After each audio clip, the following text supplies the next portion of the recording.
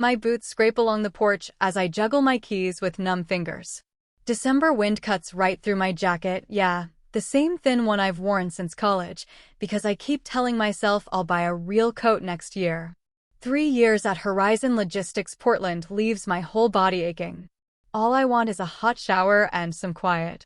Finally, the lock gives in. I step inside, and right away Mom's rose air freshener hits me, cloying, too sweet, and somehow it always makes the house feel even smaller. "That you, Mara?" She calls out over the drone of the TV. Some medical drama, probably one she's seen a dozen times. "Yeah, it's me," I say, tossing my purse on the table. There's a stack of mail waiting. The mortgage statement sits on top, the red final notice stamp smacking me right in the gut. $1,800 due by Friday. 3 days. I close my eyes and count backwards from 10, a trick Dad taught me years ago, back when thunderstorms turned me into a ball of nerves. The fridge calls to me, even though I know hope's pointless. I open it anyway, empty, except for my meal prep containers, all neatly labeled for each day. Chicken and vegetables, measured out to the gram. Control. That's what I can manage. The rest of the fridge is just blank and cold. "Did you remember my prescriptions?" Mom's voice floats in, expectant, not exactly grateful. I press my forehead against the fridge door, soaking in the chill. "Yeah, they're in my bag." The TV drops a notch. My back is killing me. "Can you bring them in? And maybe some tea?" I grab my purse and pull out the crumpled paycheck I cashed at lunch, paper thin and already spent in my mind. I count out $1,800 and tack on an extra $100 for the late fee I know is coming, then leave it next to the mortgage bill. Dad's voice echoes in my head as I fill the kettle. "Just till she gets back on her feet, Lily," he'd said, squeezing my hand at the funeral. He was always the optimist. "She needs you right now. You know how your mother is." "Yeah, Dad." "I know." 3 years later and I still know. The kettle whistles, snapping me out of it. Through the kitchen doorway, I glance at my so-called home office. The Seattle promotion paperwork still sits in that desk drawer, edges still crisp. Regional manager. 30 grand more a year. It could have been mine. I keep the papers anyway, reminder, punishment, or maybe both. "Mara? The tea?" Mom's voice tugs at me. I carry her mug into the living room. She's sprawled in Dad's old leather chair, blue TV light making her look older than she is. "You took forever at work today," she says, not looking up as I hand her the cup. "They had me cover for Shannon again," I tell her, dropping onto the edge of the couch. "Extra hours, extra money." She takes a sip and frowns. "Not enough sugar." Her gaze drifts to the wedding photo on the table, Sienna and Colin, all sunshine and white smiles. "If only you had Sienna's sunny disposition," Mom says, running her finger along the frame. She never lets the little things get to her. The little things like our mortgage, the groceries, her meds. "Sienna doesn't have to worry about any of it," I say, trying to keep my voice steady. "Your father would be so proud of how you take care of me," Mom adds, her ace in the hole. The words twist somewhere deep, just like always. I stand up. I'm going to shower. In the bathroom, I stare at the woman in the mirror, dark circles, hair in a tight ponytail. I barely know her. "Just a few more months," I whisper. "Just a few more months and I'll start over." My phone rings, buried in the pocket of my jeans on the floor. I almost let it go, but then I see Sienna's name. For a second, I want to ignore it. But family's family, Dad always said. I answer. "Mara." Sienna's voice is all bright and breathless. "Guess what? We're coming home." My stomach drops. "Home? What do you mean?" "Colin lost his job. Downsizing at the magazine. Can you believe it? After everything." She drops her voice to a stage whisper. "It's just temporary, of course. Until we get back on our feet." And there it is again, Dad's old line, echoing back at me after all these years. Just until Mom gets back on her feet. Just until Sienna does too. Everyone's getting back on their feet, and I'm still flat on my back, crushed under the weight of what they need from me. "Have you told Mom?" I ask, but I already know the answer. Sienna's voice practically vibrates with excitement. "Yes." She's thrilled. Says it'll be just like old times. I hear Mom's footsteps coming toward the bathroom. "Mara?" Is that Sienna? Let me talk to her. I open the door, and Mom snatches the phone from my hand. Her face just lights up, a real smile I haven't seen in months. Sienna, sweetheart. I've already started planning. Yes, yes. Of course Mara's thrilled, too. When she finally gives the phone back, I escape to my bedroom. So, when are you coming? I asked Sienna. This weekend? Isn't it perfect timing? Colin's got some promising leads already. My throat tightens. You can use the guest room. It's small, but oh. Mom already said we could have your room, Sienna interrupts. It just makes more sense. It's bigger. You don't mind, right? You're barely home anyway with all those hours you work. Suddenly, the world just goes quiet. Like someone hit mute on reality. I stare at the walls, my walls, the one place in this house that's actually mine. Mara? You still there? Don't be selfish. Don't be selfish. The family motto, apparently written just for me. I'll clear out my things, I hear myself say. After we hang up, I just stand there in the middle of my room. Out the window, Mrs. Henderson is watering her mother's winter plants next door. She spots me, waves. I wave back, purely on autopilot. For the first time in 3 years, I see myself, not as a daughter keeping her word, but as a resource, drained to the last drop. And when there's nothing left, they'll move on. No anger, not even sadness. Just something shifting inside me, like furniture scraping across the floor to make room for a truth I've kept locked outside. I am dispensable. Erasable. I'm nothing but what I provide. And maybe, just maybe, that means I'm free. Saturday comes. The doorbell rings, 3 quick bursts. Sienna's signature impatience. I drag myself out of the cramped guest room, which is now basically a storage unit for the leftovers of my life.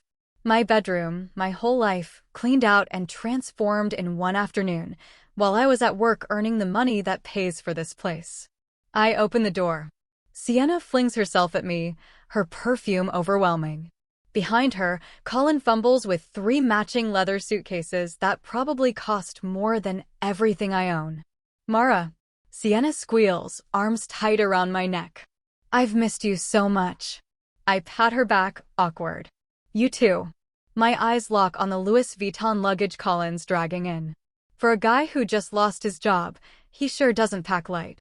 Mom's in the kitchen making your favorites, I say, stepping aside. Sienna beams. I told her not to go to any trouble, but you know how she gets when her baby comes home. Her baby. Not babies.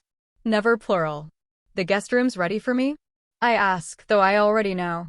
Last night, I came home from my shift to find Mom clearing out my closet, my stuff piled on the dining room table. Oh, Mara. Sienna sets her hand on my arm, her diamond ring catching the light. You're such a homebody anyway. This works out perfectly. Plus, Colin and I need the space. Mom appears in the hallway, wiping her hands on a towel, practically glowing. There's my girl. She moves past me, straight to Sienna. I hang back, watching them like I'm on the other side of glass. 3 suitcases for a temporary stay. Pricey luggage for people in a so-called crisis. The math doesn't add up, but I'm the only one counting. Colin, put your things in Mara's room, Mom calls, still clinging to Sienna. She's all moved into the guest room. Already? Colin glances at me. Mom took care of it yesterday, I say, keeping my voice steady. She was very efficient. Mom grins, proud of herself. I wanted everything to be perfect for you too. I slip to the kitchen and check the pot roast, Dad's favorite, now apparently Sienna's homecoming meal. The smell used to mean family. Now it just smells like favoritism with potatoes. The car keys are on the hook, Mom calls to Colin. Mara won't need it Monday. She can take the bus to work. My hand stops midair on the lid. What? Mom's in the kitchen doorway. Colin needs to go job hunting Monday. You can take the bus for a few days. A few days? That sounds suspiciously like forever. I put the lid back, careful and slow, buying a few seconds before I have to answer. I've got meetings across town Monday. I need my car. Mara, Mom lets out this heavy sigh, disappointment deepening the lines on her face. Your sister needs us right now. Can't you think about someone besides yourself? Guilt burns its way up, acid in my throat. I swallow, dig my nails into my palms. I already told their San Francisco landlord you'd cover the rest of their lease, she says, casual as anything, adjusting a fridge magnet. Just until they get settled. I stare at her, looking for some hint she realizes what she's asking. Nothing. Her face stays smooth, expectant. You told their landlord what? Before she can answer, Sienna's laughter floats in from the hallway. I turn. She and Colin are whispering by the door, heads close. We'll be fine, Sienna says to him, her voice low but still clear in the quiet. Mara always handles everything. The wooden spoon in my hand snaps. I didn't even realize I was squeezing it so hard. That night, I can't sleep on the lumpy fold-out in the guest room. I open my laptop. The desk digs into my knees, way smaller than the setup I had in my old room. An email notification flashes. An old thread, Sienna to Mom, 6 weeks ago. My finger hovers over delete, but curiosity wins. I open it. Don't worry about Mara, Mom wrote back. She'll understand. She always does. The timestamp mocks me. 6 weeks ago. This wasn't some sudden emergency. Colin's job loss, the move, planned, all of it. I was the only one left in the dark. My phone buzzes. Marcus, my coworker. Offer in Bend still open if you want it. Regional position. Company housing. I set the phone down, but the idea glows in my mind, brighter than any screen. Through the thin wall, I hear Sienna's voice from my old bedroom. We should really update this room, she says to Colin. Sell some of this old furniture, get something that fits our style. My furniture, my paychecks, already labeled old and outdated before they've even unpacked. In the morning, Mom's in the kitchen, drafting a shopping list twice as long as usual. We'll need more groceries now, she says, eyes on the paper. Utilities will be higher with 4 people. I've worked it all out. She pushes the list toward me, plus a calculator showing a number that's almost half my paycheck. We're family, she says quietly when I don't answer. We help each other. Out the window, Mrs. Henderson next door watches as Sienna dumps my carefully tended herb garden into the trash. 3 years of plants gone, just like that. Mrs. Henderson sees me, shakes her head. Monday at lunch, I drive to the bank instead of eating. Mr. Peterson, the manager who helped Dad set up our accounts, pulls up the joint account records. You're the only one making deposits, he says, scrolling through numbers. Has been for a long time. On my way back to work, I finally make the call I've been dodging. Marcus, that Bend position still open? I blurt it out before I can rethink. For you? Absolutely, he says, not missing a beat. That night, while Sienna and Mom plan a holiday party and Colin borrows my car to look for jobs, I slip into my old room. The closet doors are open, and Sienna's designer clothes hang where mine used to. My desk's shoved in a corner, drawers empty. I kneel and pry up the loose floorboard where I hid the Seattle promotion paperwork. Underneath, my emergency fund. $5,000 tucked away, just like Dad told me. Always keep something back, Lily. The world can change fast. He was right. I call a moving company while laughter drifts in through the window. My stomach twists with guilt as I schedule the date, but there's something else, too, something that feels an awful lot like freedom. We can come Monday, the dispatcher says. 9 sharp. I book the day off, my first personal day in over a year. By night, I've switched the utilities to Mom's name, pulled my money from the joint account, leaving just enough for the mortgage. Set up mail forwarding. Accepted the job in Bend. I start next Wednesday. From the guest room window, I watch Sienna and Colin on the porch swing Dad built, faces lit by their fancy phones. Mom brings them drinks, fussing over them, and for once, I don't move a muscle. None of them have asked where I was all night. For once, I don't offer it up either. Next Wednesday will mark my first full week in Bend, but this morning is really the first time it sinks in. It's quiet, almost too quiet. No TV blasting some hospital soap, no exaggerated sighs floating in from the hallway, nobody calling my name in that demanding way that means I'm about to be assigned another chore. Just sunlight sneaking through blinds I picked out myself, warming the tiny bedroom that's finally mine. I stretch out, arms and legs reaching across the whole mattress, not bumping into anyone for the first time in years. 3 years. That's how long I spent sleeping in a corner of my own bed, always half awake, waiting for footsteps in the dark, for someone needing pills, a glass of water, a little reassurance. Last night, I slept straight through 8 hours, not a single interruption, for the first time since Dad died. My phone lights up on the nightstand. 17 missed calls from Mom. 32 texts from Sienna. I don't open any of them, just scroll, catching little bits in the previews. How could you just? After everything we've. Dad would be so disappointed. That last one is supposed to hit me hard. It doesn't. I flip the phone over and head for the shower. My mornings now feel like they're waking up too, coming out of some long hibernation. Everything's simple. Just me. Coffee the way I like it, breakfast in peace, a book in my hand instead of refereeing a family argument. No one making comments about my sad little meal preps. 2 weeks in, I've already shaken things up at the new job, team lead at Horizon's Bend facility, reorganized shipping, cut processing time by 14%. My supervisor clocked it right away. Whatever Portland was paying you, it wasn't enough, he told me yesterday, dropping a recognition certificate on my desk. That night, I wrote in my journal, I keep waiting for guilt that isn't coming. And it's true. I thought I'd be crushed by family obligations, but the weight never landed.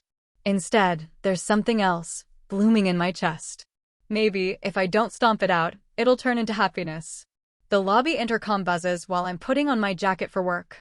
Miss Vance, there are 2 women here insisting they need to see you. They say they're family. My stomach knots. My shoulders hunch, old habits kicking in. I'll be right down. The elevator ride feels like sinking back into my old life. Every floor down peels away a layer of hard-won calm. I breathe deep, Dad's old counting trick. The doors slide open. There they are. Mom and Sienna, looking both lost and totally sure they belong here. Mom's cardigan is buttoned wrong, hair wild. It's the kind of mess that's meant to say crisis rather than actual neglect. Sienna's eyes are red, but her makeup's perfect. There she is, Sienna announces, loud enough for the whole lobby to hear. The daughter who abandoned her family without a word. People look up. The security guard shifts, uncomfortable. Good morning, I say, keeping my voice steady. This is unexpected. Mom steps forward, hands reaching. Mara, how could you leave us with nothing? The electricity's about to be shut off. There's no food in the house. My hands shake, but I keep them at my sides.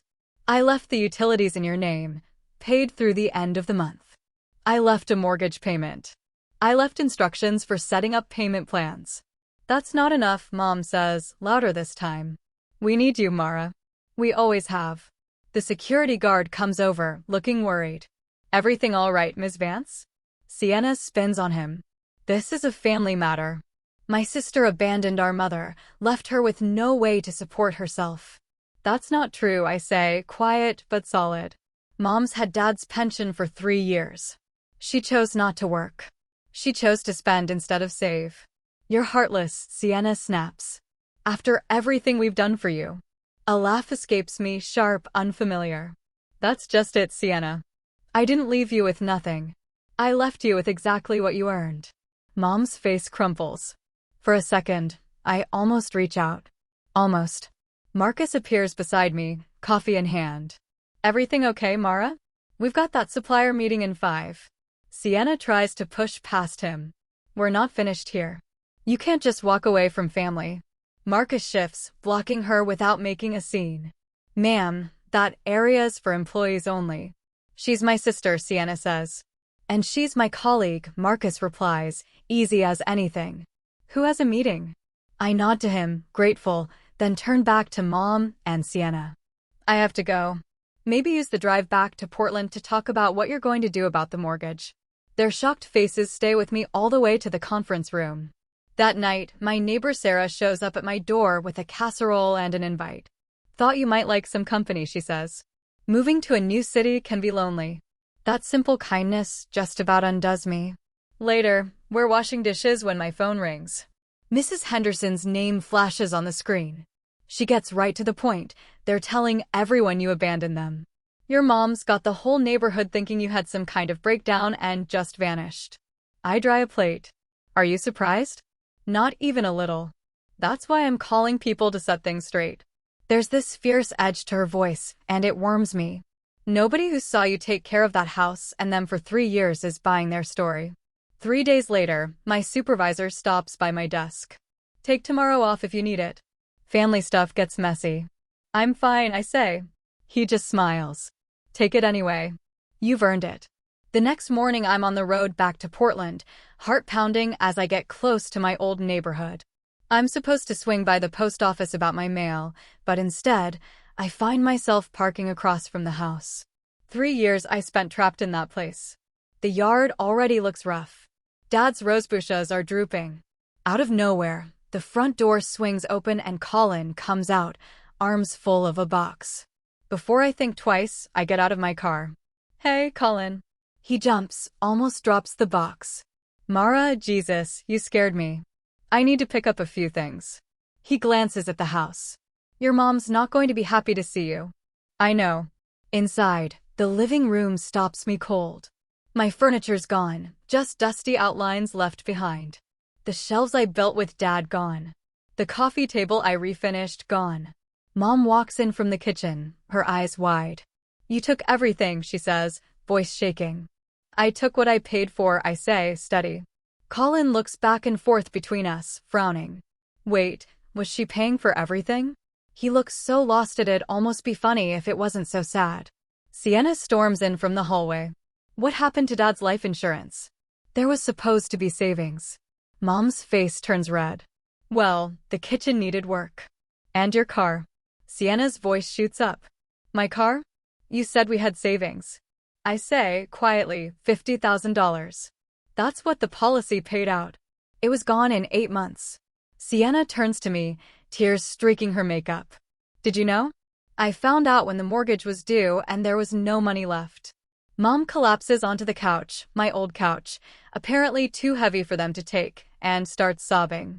Please, Mara, help us figure this out. You always know what to do. The words hit me hard. I was never just a daughter. I was the solution, the fixer, the net that caught everyone. Sienna paces, angry energy rolling off her. You're really just going to stand there and do nothing? After everything Mom's done for you? You're heartless. I shake my head. My heart's fine. It's just not up for grabs anymore. Mom clutches her chest. My blood pressure meds are almost gone. The doctor says my condition's getting worse from all this stress. Colin finally catches up. He points at me. You should have told us about the money before you left. I walk over and set the mortgage statement on the counter. 5 years left. It's yours now. Sienna grabs my arm as I turn to go. You can't just walk away from family. I gently pull free. You wanted each other. Now you've got it. Outside, the December air feels cleaner than it did 20 minutes ago.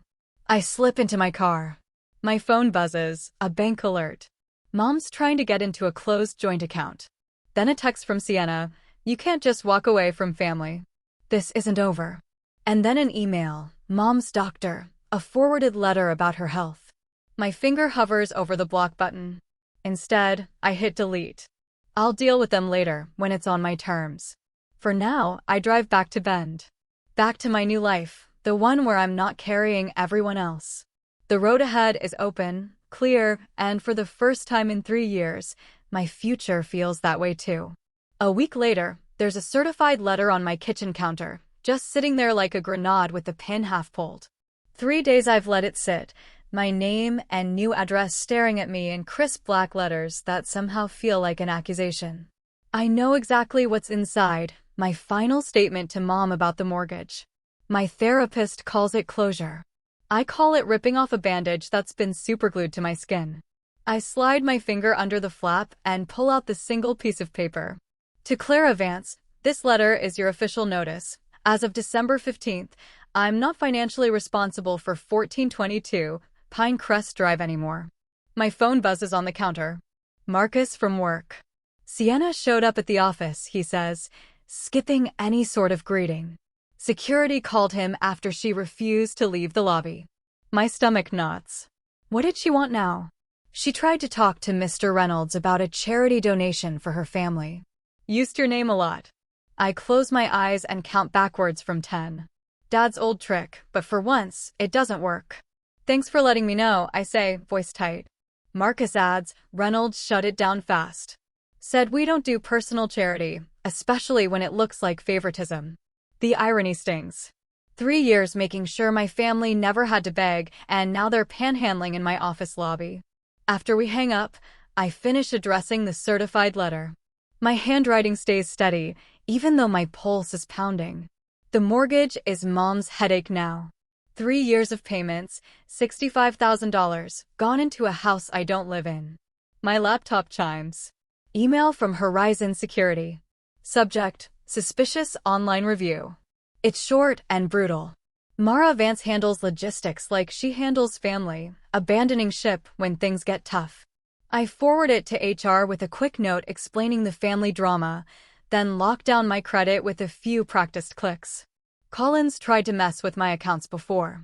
By the time my therapist's office calls at 2, my headache's a steady hammer behind my right eye.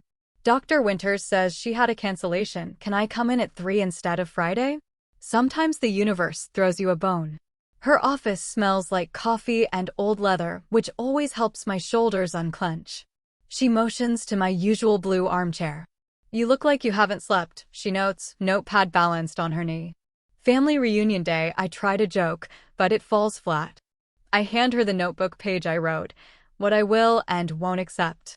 The first line, I will not be financially responsible for adults who can work. They found creative ways to test every single boundary today, I tell her. Mom listed the house for sale. Dr. Winters raises an eyebrow. Without dealing with the mortgage? The realtor called me when the title search showed my name on the loan. And how did that feel? The question pops something volatile in me, like she still thinks I'm a blank check with legs. We spend 50 minutes talking healthy responses instead of knee-jerk ones. When I leave, the headaches faded to a dull ache. Back in my apartment parking lot, my phone lights up with a news alert. Another GoFundMe. Help the Vance family keep their home. Sienna's grinning at me from the photo. Mom's beside her, looking pale and worried. The description makes my blood boil. After our sister/daughter abandoned us during financial hardship. I snap a screenshot and send it to my lawyer. Defamation lawsuit. Before I can pocket my phone, it rings again. Mrs. Henderson's name flashes on the screen. She skips the pleasantries. Thought you should know. The truth's coming out. That GoFundMe? People are asking questions. Betty Marshall from church remembered your dad's insurance and asked your mom what happened to the money. What did she say? I gripped the steering wheel.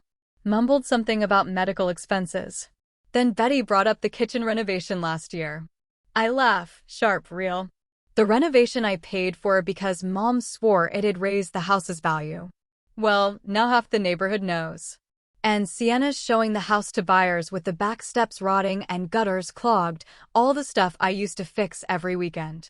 That evening, my doorbell rings. I peek out. It's my coworkers, Marcus in front with a casserole.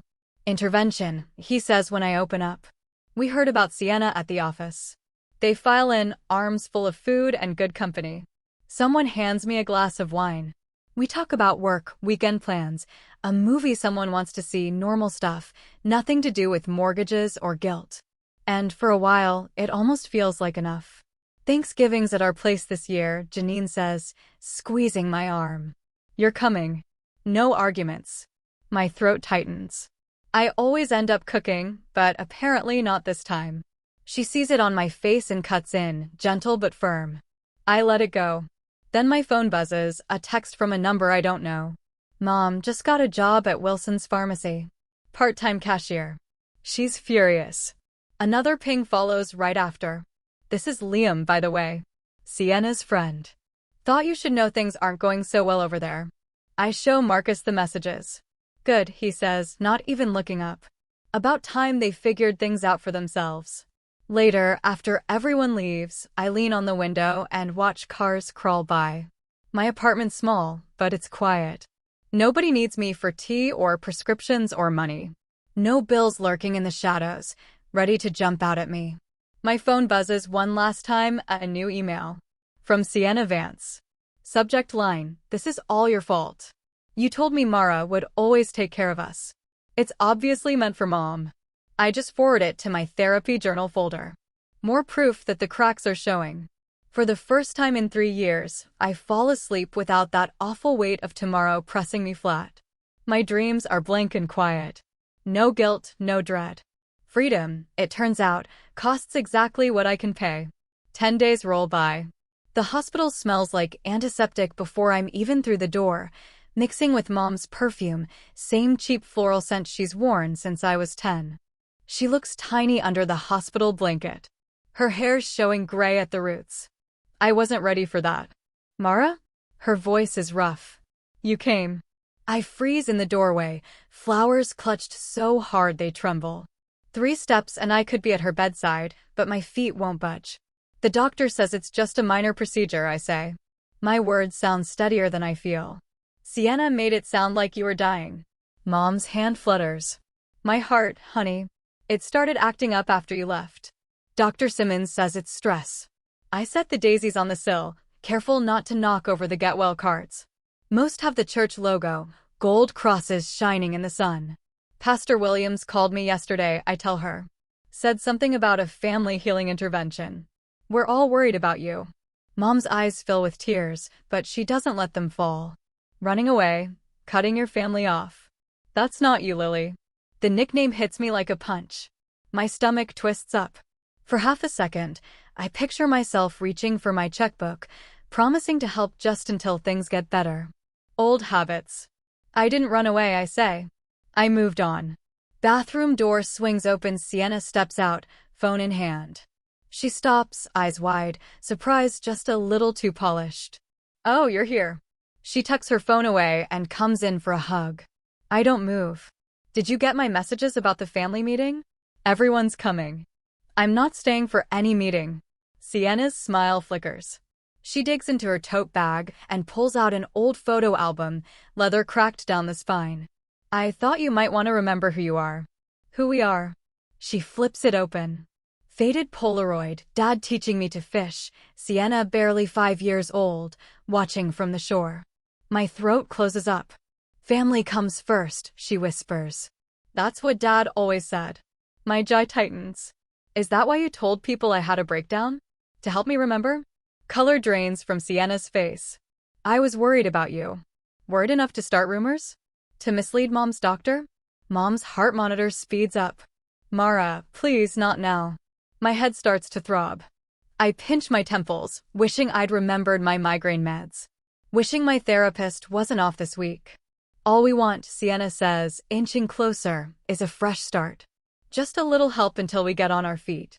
There it is. The family mantra. I look at my sister, really look. Designer watch, perfect highlights, nails that have never scrubbed a toilet or patched a wall. I brought you something, I say, voice low. I pull out a thick folder from my bag. 3 years of mortgage statements, utility bills, grocery receipts, insurance payments. All in my name. Total, $78,400. What's this? Sienna asks, but she already knows. Evidence. I set it on Mom's tray table, open it up. Every dollar I spent keeping this family going while you were finding yourself in San Francisco. Mom turns her face away. That's cruel, Mara. I was grieving. So was I. My voice doesn't shake. But I still went to work every day. I kept the roof over our heads. I pull out the last page of my expired Seattle job offer, regional manager, 30 grand more than I ever made in Portland. I said no to that for you. I lay it on top of the stack. 3 years, I said no to my own life. Sienna's phone chimes. She glances at the screen, then back at me, eyes narrowed. Uncle Robert and Aunt Sarah just got here. The pastor's with them. Good, I say. They should see this too. The door opens. Uncle Robert steps in first, his face practiced and careful. Aunt Sarah comes next, and then Pastor Williams, whose gentle smile slips when he sees the papers spread across Mom's table. Mara, Pastor Williams starts. We're here to help your family heal. Perfect timing. I gesture at the statements. Let's start with some honesty. Uncle Robert steps closer, squinting at the numbers. His eyebrows shoot up as he takes in the totals. Clara? What is all this? Mom stares at the ceiling. Sienna jumps in. Mara's been under a lot of stress. I've been under stress because I've been supporting 3 adults on one income. I cut her off. While Mom told everyone I abandoned her and Sienna spread rumors about my mental health. Aunt Sarah picks up a mortgage statement. Clara, you told us Mara left you with nothing. That you were about to lose the house. That she took all the furniture. Mom protests, weak. The furniture I paid for, I snap.